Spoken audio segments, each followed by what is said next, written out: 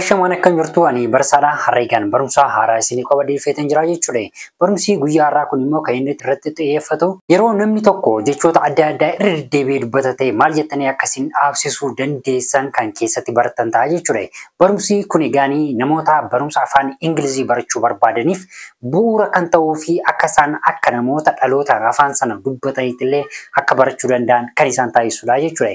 Follow, like, share gochuu hin dagatinaa. Viidiyoo baay'ee isinii qabadee namoota hiriyoota keessan YouTube, Facebook, Telegram, WhatsApp wanna qabdan hundumaa irratti gadhiisaatii namoonni hedduun dhufanii viidiyoo kana subscribe godhanii barumsa irraatii argatan.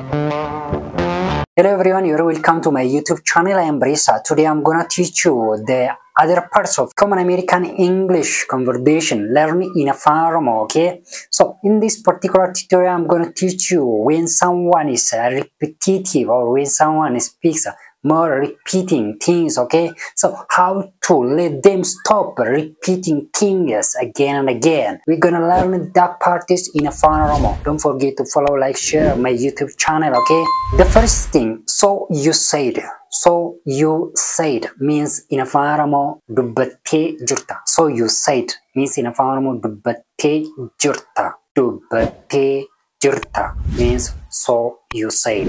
The second one, stop beating dead horse. Stop beating a dead horse. Stop beating dead horse jechuun immoo kallattumaan gaafa jennu farda du'e hin reebin jechuudha. Yookiin immoo dubbii dubbatamee darbe, dubbii raawwate, dubbii xumurame hin haasa'in hin dubbatin kan jennu ta'a jechuudha. Inni kan biraan immoo stop harping on the subject. Stop harping on the subject gaafa jennu immoo dubbii kana yookiin dhimma kana haasa'uu dhiisi jechuudha. Dhimma kana haasa'uu dhiisi gaafa jennu stop harping on the subject yookiin immoo stop harping on the things jechuu dandeessu jechuudha afaan Ingiliffaa keessatti. Inni kan biraan immoo you sound like a broken record. You sound like a broken record gaafa jennu immoo akka afaan Ingiliffaa keessatti yeroo ta'u afaan Oromootiin akka sagalee waraabbii badee hin ta'in yookiin immoo sagaleen waraabbii badee waama duraan waraabame san irra deddeebi'edha kan inni dubbatu jechuudha. Kukkutee isuma sana irra deddeebi'a jechuudha. Namni tokkos immoo haasaa gaafa inni haasa'u wannuma duraan dubbate san irra deddeebi'atu yoo ta'e you sound like a broken record kan jedhu kana fayyadamuu dandeessu jechuudha. Inni kan biraan immoo must you blabber the point kan jedhudha. Must you blabber the point gaafa jennu immoo dhimma kana mari'achuu qabnaayi yookiin immoo dubbii kana dubbachuu qabnaayi, dubbii kana haasa'uu qabnaayi kan isin jettanii must you blabber the point kan jedhu ta'a jechuudha. Must you blabber the point. Inni kan biraan immoo waan gabaabaa waan salphaa kan ta'e alright already, alright already, alright already gaafa jettan immoo kuni waa'ee fanii wayiidha. Alright already kan jedhu baay'een keessan beektu. Kanaaf maal jechuu keenya kun tolee jira, kun tolee jira, kun ta'eera, kun ga'eera, kun maal ta'eera, kun makkana ta'eera kan jettanii alright already akkas waliin qabdu jechuudha. Inni kan biraan immoo enough kan jedhudha. Namni tokko irra deddeebi'ee yeroo isinitti maa oola ta'e naani enough, that's enough, enough, stop, enough kan jettan jechuudha. Gaadha, dhaabi, dhiisi, ni ga'a kan jettan enough, that's enough.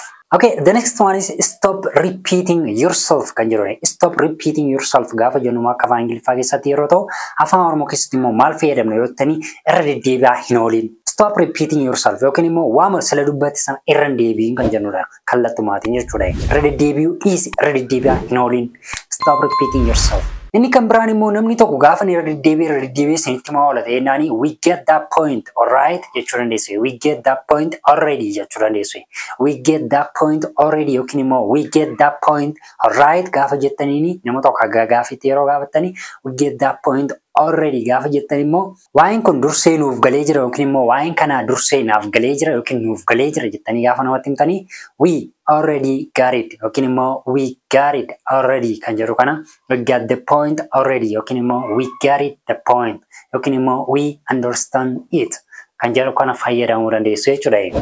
Egaa dhumarratti barumsa irraa kana kan nuti godhamnu jecha tokko bichaa yookiin immoo ciroo gaalii tokko qofaatuma fi sana raawwannaani barumsa irraa kana godhamna guyyaa biraa barumsa irraan isiniif qabadee dhufaa jechuudha. Barumsi inni ta'an kun immoo maalidha? We heard you already kan jedhutti fayyadamuu dandeessu. We heard you already gaafa jettanii akka afaan Oromoo keessatti yeroo ta'u si dhageenyee jirra yookiin immoo sit again jira. Your singular. In case of singular, you can say sit again jira. In case of plural, a lot of people, you can simply say sit again jira. We heard you already. Sit again jira for plural. Sit again jira for singular. Thank you so much for following me until now. If you have any kind of question, guys, don't forget, write down on the comments. I need your comment, okay? I want to see that one. I want to read it, okay? So write down on the comments. Let me read what you think about my classes. Thank you for following and see you on the next episodes.